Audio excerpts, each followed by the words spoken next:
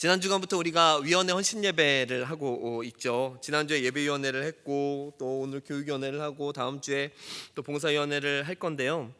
사실 이 위원회는 거의 100% 자발적인 그런 헌신이 필요한 사실 자리입니다. 어찌 보면 목장이나 이런 구역들, 교구들 같은 경우는 약간 그 접근이 좀 다를 것 같아요. 그쪽은 물론 좀 뭐 크게 차이를 나눌 수는 없겠지만 그래도 약간 이 돌봄이라는 측면으로 더 다가갈 수 있다면 이 그 위원회 쪽은요. 위원회 쪽은 굉장히 그 본인의 어떤 자발적인 어떤 희생이라고 해야 될까요? 스스로 어떤 결단을 하고 봉사를 하고 우리가 오늘 제목처럼 헌신을 해야 되는 그러한 그런 위치가 위원회의 위치가 아닌가 생각이 됩니다.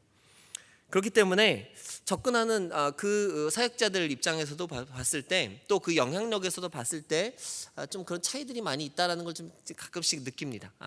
뭐냐 하면은 뭔가 일을 같이 하려고 하면 굉장히 많은 협조를 구해야 돼요. 같은 교사들, 뭐 우리 교육위원회 얘기만 하면요, 같은 교사들일지라도 모두 열심히 해주시는데 그래도 가서 이렇게 협조를 구해야 돼요. 스스로의 시간을 내야 되고 같이 어떤 마음을 또 모아야 되고 뭔가 하려면 굉장히 많은 부분들 서로 간에 그런 그 맞춰가는 그런 부분들이 굉장히 필요하다라는 거죠. 때로는 이렇게 저보다 좀 약한 사람 같은 경우 제가 협박도 좀 하고요. 센 사람 같은 경우는 비굴하게 제가 막 좀 이렇게 굽신굽신하기도 하고요. 그러면서 이런 사역들을 해가기도 합니다. 아무래도 영향력이 조금씩은 문제가 있을 수도 작아질 수도 있다는 것을 많이 느낍니다. 그런데 어느 순간에선가 언제부터였을까요? 그런 부분들이 아니라 좀 더 함께하는 이들을 향해서 좀 더 존중하고 더 인정하고 또 그들을 위해서 더 많이 기도해야겠구나라는 그런 생각을 한 적이 있었어요. 제가 뭐 반성의 차원에서 몇 번씩 얘기를 했던 부분들이기도 한데요. 거의 제가 처음 교회에 왔을 때였습니다. 그게 벌써 한 11년 전인데요. 처음 왔을 때 굉장히 이해가 되지 않았어요. 교회도 크고 교사들도 많고 나름 조직들도 잘 되어져 있고 각 부장님들과 사역자들과 모든 게 잘 되어져 있는데 뭔가 함께 모이는 시간들, 교사 뭐 교육을 한다든지 전체 교사 모임을 한다든지 미리 몇 주 전부터 공지를 하고 언제 합니다 모이십시오 했는데 안 오는 거예요. 한 절반이나 올까 3분의 1이나 올까 막 그러는 거예요. 그러니까 이해가 안 가더라고요. 왜 이러지? 왜 안 오지? 뭐 나저 오라고 하는 건가? 다 우리 열심히 하자고 하는 건데 왜들 안 오고 왜 애들 안 모이고 왜들 이렇게 관심들이 없는 거지? 교사라고 하면서 왜 관심들이 없는 거지? 약간 마음속에 원망 아닌 원망 같은 생각들이 좀 들더라고요. 원망 아닌 원망은 없죠. 그냥 원망이었습니다. 교사들이 원망되더라고요. 약간 이 뭔가 처음 시작하는 마당에 나는 의욕이 넘치는데 그냥 그 의욕을 과감하게 그냥 싹둑 꺾어버리는 그런 느낌들을 많이 받았습니다. 그런 가운데 막 갈등하면서 한다가 마음 가운데 한 그런 마음이 생기더라고요. 어떤 마음인가 하면 제가 구어체로 얘기해 볼게요. 야, 네가 왜 그런 마음을 가지니? 그런 마음 가지지 말어. 너 이 사람들이 어떤 사람인지 알아? 너 없을 때 이전부터 이 교회를 지켜온 사람들이야.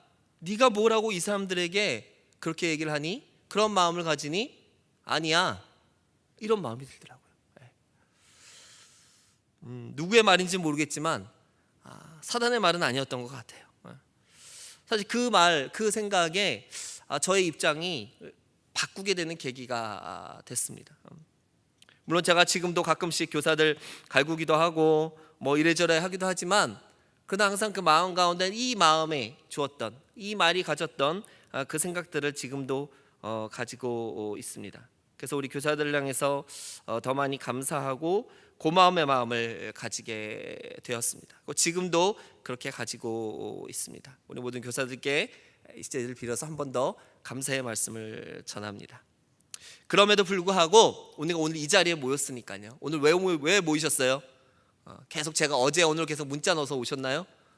오늘 이 자리는 헌신 예배의 자리지 않습니까? 특별히 교육위원회 헌신 예배입니다.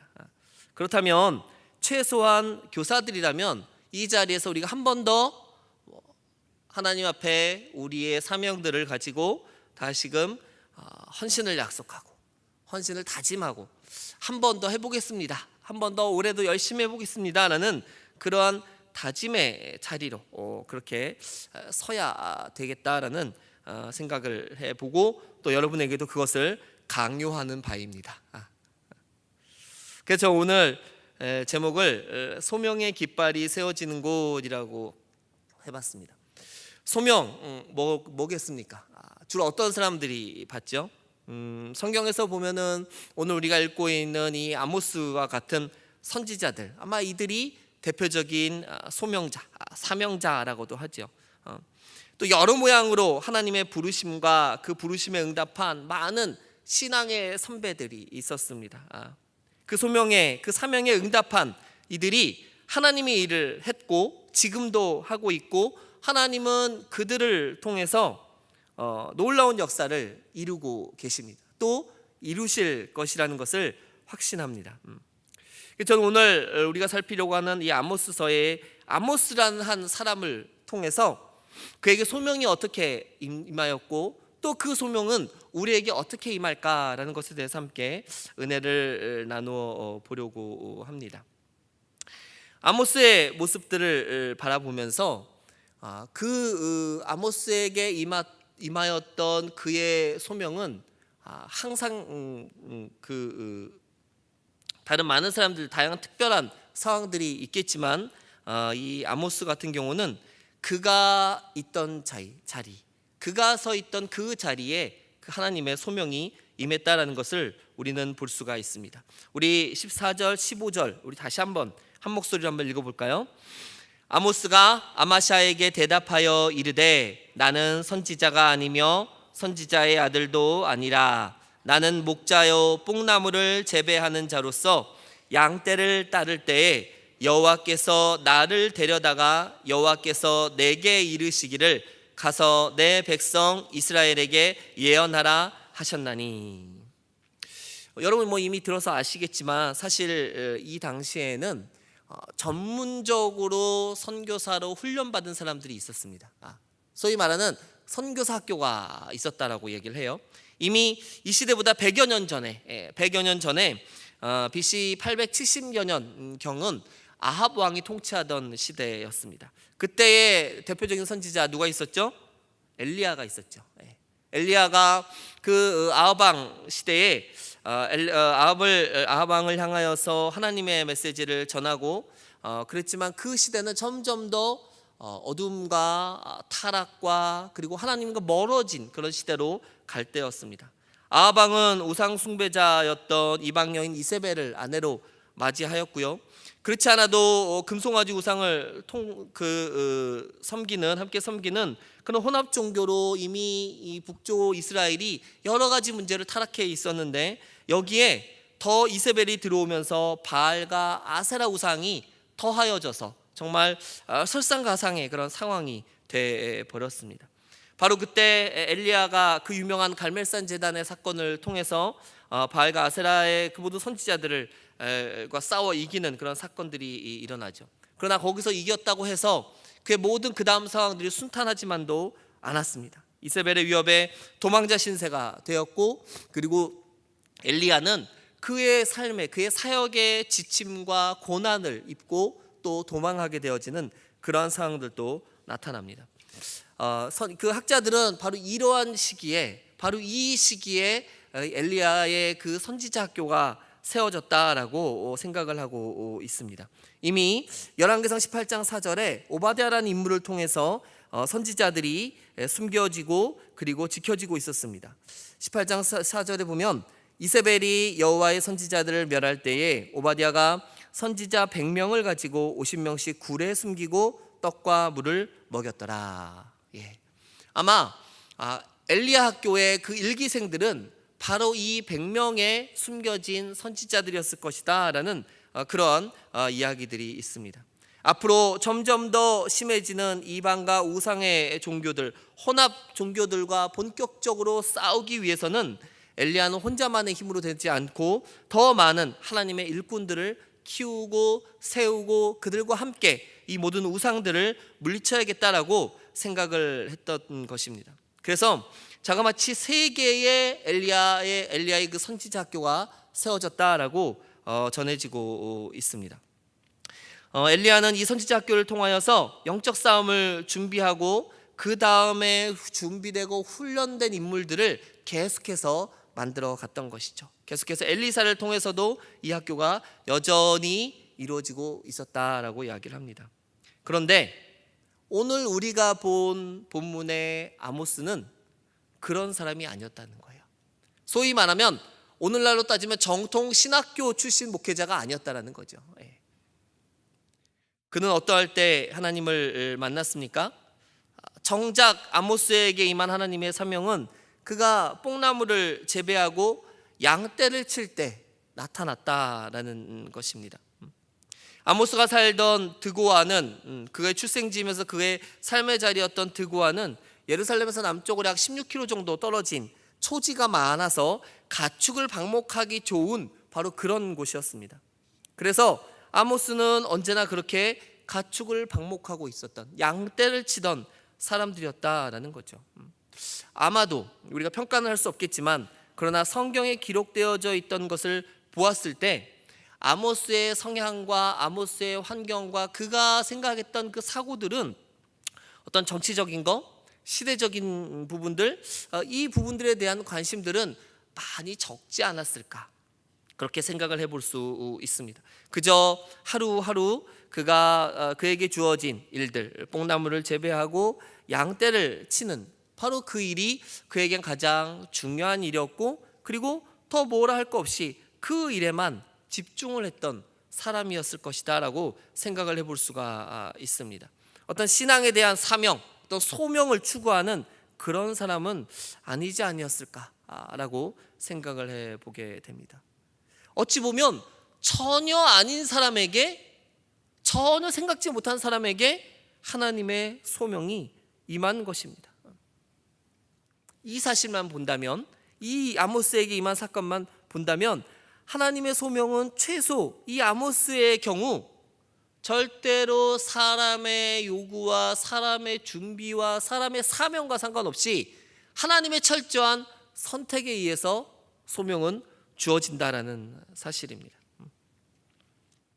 또 하나, 아모스가 15절에 언급하는 것처럼 그가 하는 일은 그의 모습을 정해 주었지만 그러나 그 정한 모습에 하나님의 소명이 임하였다는 겁니다.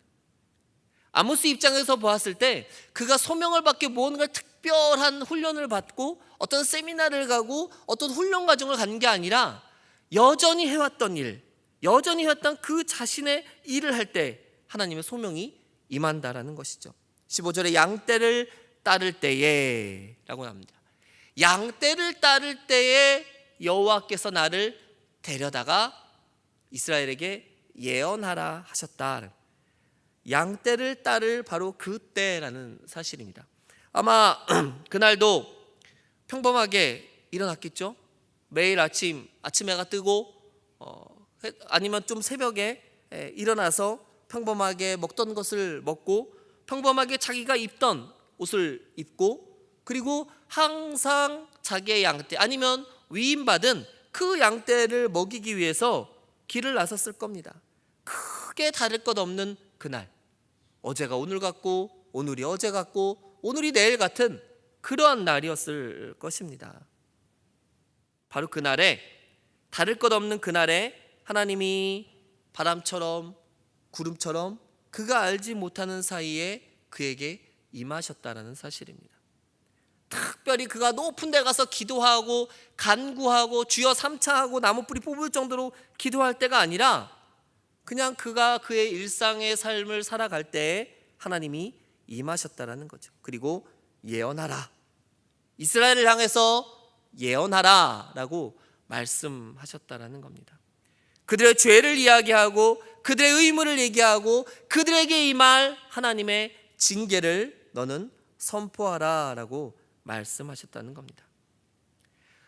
아모스의 평범함 안으로 하나님의 계시가 들어오니 그의 삶이 바뀌어 버렸습니다.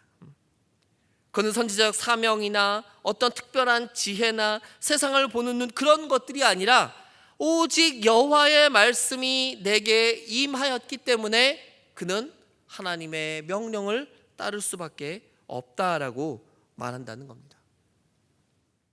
이러한 평범함을 통해서 변화된 사람이 또 있어요. 누가 생각나세요? 모세가 있습니다. 모세도 애굽에서 40년을 거쳤죠. 40년 시간 동안에 최고의 교육을 받았습니다. 그런데 그가 특별한 사건을 통해서 그는 다시 광야로 쫓겨나서 광야에서 또 이 40년의 시간을 보냈습니다.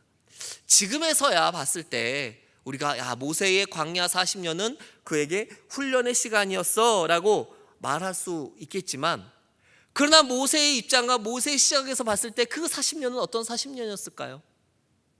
그냥 과거를 지우는 40년이었을 것 같습니다. 이전에 그가 살아왔던 그 시간들, 그가 누렸던 모든 것들을 하나씩 한 부분 지워가는 그러한 40년이 아니었을까요?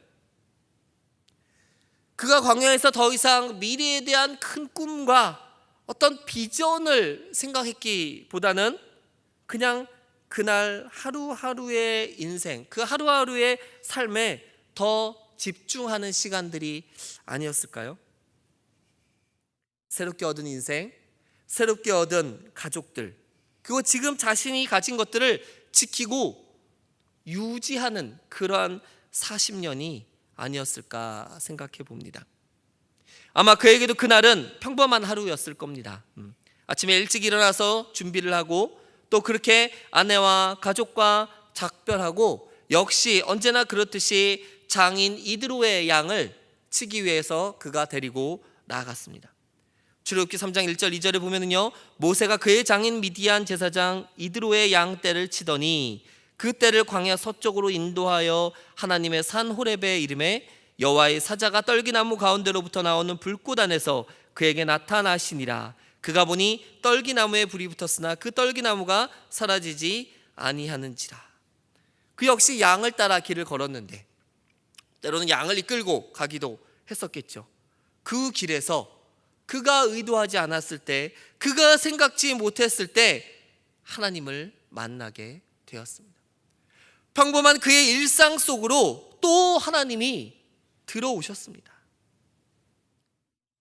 아니, 모세는 아모스보다 더 앞에 사람이죠. 더 이전의 인물이죠. 성경에서 그 비중이 커서일까요? 모세에게는 아모스의 단순한 외침의 메시지보다 더 크고 놀라운 이스라엘 존재의 그 시작점들을 이루도록 만들어 주셨다는 것이죠.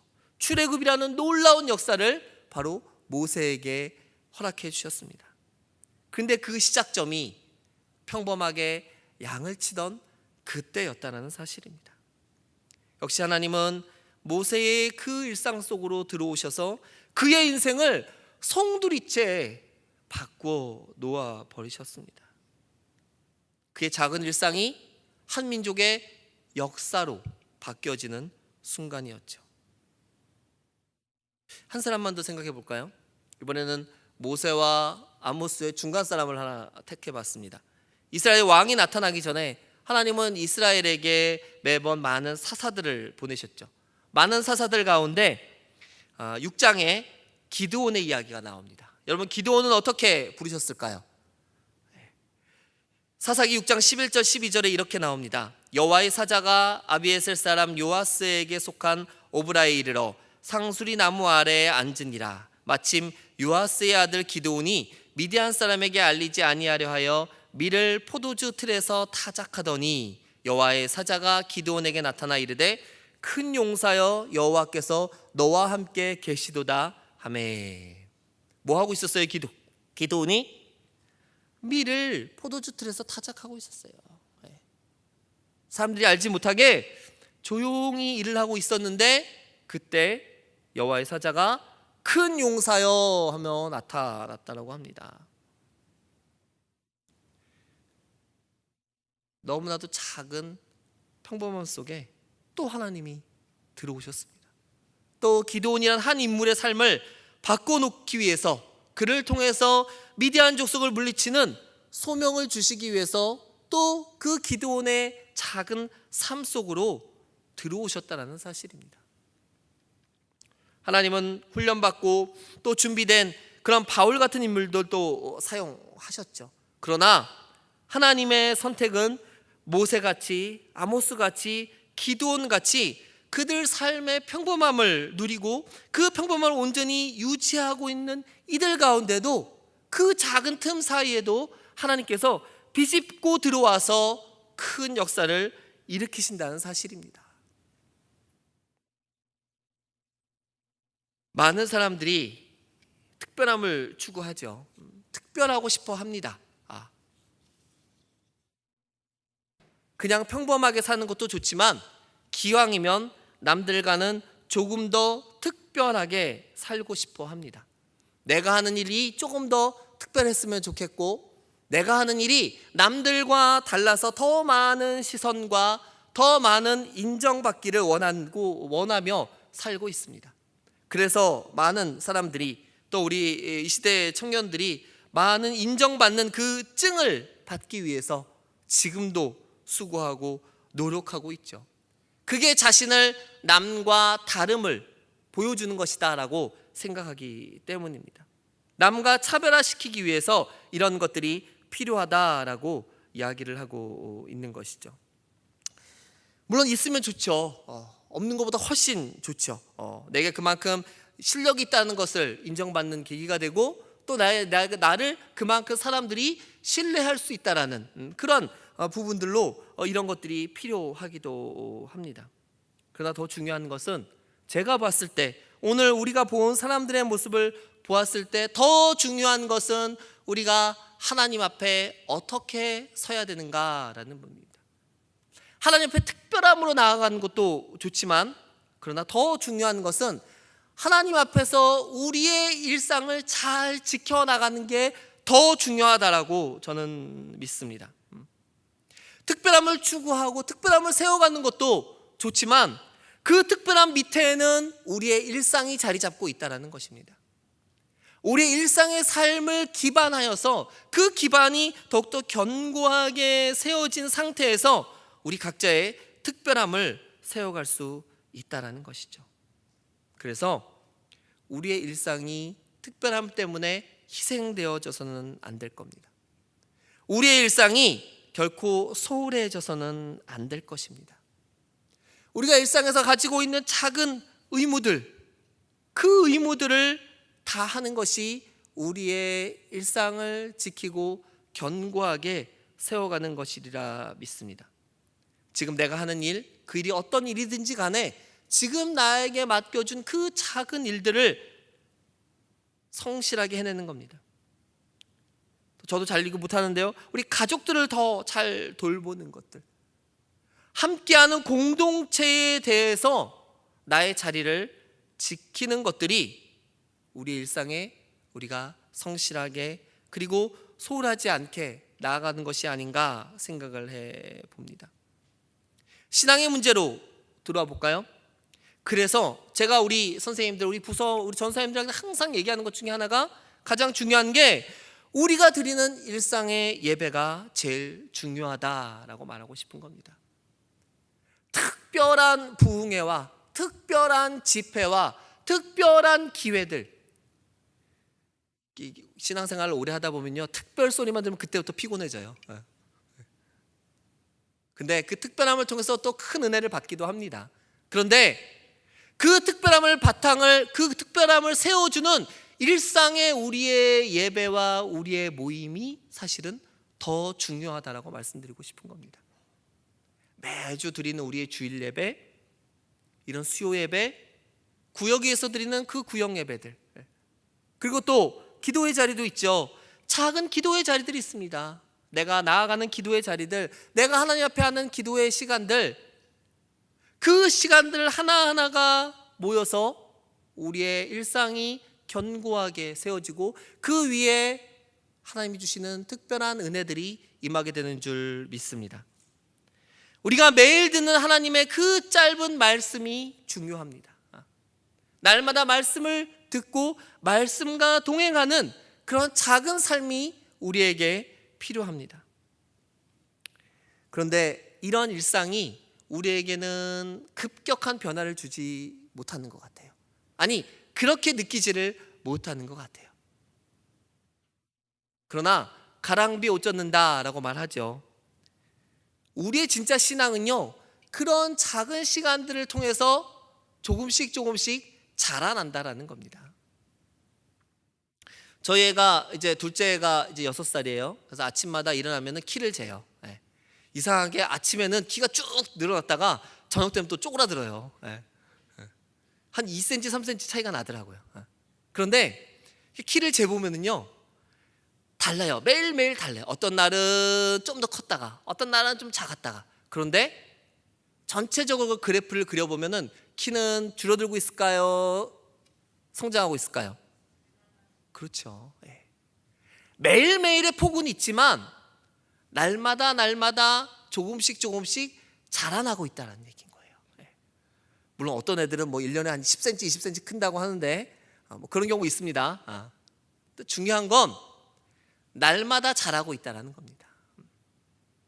우리의 믿음이, 우리의 신앙이 우리의 온전한 일상의 삶을 통해서, 일상의 그 신앙 자리를 통해서 성장한다는 겁니다. 그리고 하나님이 그 자리에 저와 여러분을 찾아오시고 그 자리에서 우리가 아모스처럼, 기드온처럼, 모세처럼 여러분 각자에게 하나님께서 그 소명을, 그 사명을 부어주신다는 겁니다. 하나님이 부어주실 때 그 소명을 여러분 붙잡으시기를 바랍니다. 내 소명이 이것입니다고 내 자리에 그 깃발을 꽂으시기를 바랍니다. 나에게 허락하신 내 삶의 소명을 찾으시고 그것을 향해 달려가는 저 여러분 되어지기를 소원합니다. 하나님은 우리의 평범함 속에 하나님의 특별함으로 채워주시는 줄 믿습니다. 우리의 모습이 어떠하든지 간에, 우리의 능력이 어떠하든지 간에 저와 여러분의 삶이 다 다르지만 그 다른 삶 속에서 역사하시고 행하시는 분은 내가 아니라, 여러분이 아니라, 그 어떤 존재가 아니라 바로 하나님이심을 믿으시기 바랍니다. 이 하나님을 믿고 이 하나님을 붙잡고 우리가 달려가야 되는 줄 믿습니다. 여러분, 오늘 헌신 예배를 드리는 우리 교사들, 또 함께하는 우리 성도들, 헌신이 뭡니까? 사전을 찾아보니까요, 몸과 마음을 바쳐 있는 힘을 다한다라고 얘기합니다. 어디에 몸과 마음을 바치시겠습니까? 여러분, 여러분의 일상에 몸과 마음을 바치십시오. 믿음 안에서 우리의 일상에 우리가 헌신할 때 하나님은 우리에게 더 큰 비전과 소망을 주시는 줄 믿습니다. 우리의 일상은 그렇게 하나님이 들어오시는 통로이고, 우리의 일상을 열어놓고 하나님이 들어오시도록 하나님을 맞이할 수 있는 저 여러분 되어지기를 원합니다. 우리의 일상을 닫아놓고 다른 데 가서 문을 찾지 마세요. 다른 데 가서 은혜의 통로를 찾지 마세요. 다른 데 쫓아가서 은혜 달라고 하지 마세요. 하나님은 저와 여러분 각각의 삶을 통해서 지금도 우리에게 들어오고 계시고, 그리고 우리 가운데 함께 임하시는 줄 믿습니다. 오늘 함께 하신 예배를 드리는 우리 교사 여러분, 비장하게 할까요? 동지 여러분, 여러분의 자리를 잘 지키시기를 바랍니다. 주일날 좀 일찍 오세요. 성역 공부 잘 준비하세요. 주중에 제발 좀 아이들한테 관심 좀 가지세요. 하실 줄 믿습니다. 꼭 이런 말 들어야 되는 분들은 안 와요. 우리가 주어진 역할에 그 우리의 지금의 삶 가운데 성실하게 달려가기를 원합니다. 하나님 주신 그 은혜의 깃발을 붙들고 우리가 하나님 앞에 설 때, 우리가 그 소명의 깃발을 세울 때 하나님께서 은혜의 강수를 우리 가운데 흘러넘치게 하실 줄 믿습니다. 여러분, 하나님께로 받은 소명이 있습니까? 사명의 깃발이 있습니까? 여러분의 지금 삶의 자리에서 그 깃발을 높이 흔드시고 높이 세우시고 우리가 함께 달려가는 저와 여러분 되어지기를 소원합니다. 헌신이 그냥 헌신이 아니라 정말 하나님이 기뻐하시는 우리의 삶의 헌신으로 나아가기를 소원합니다.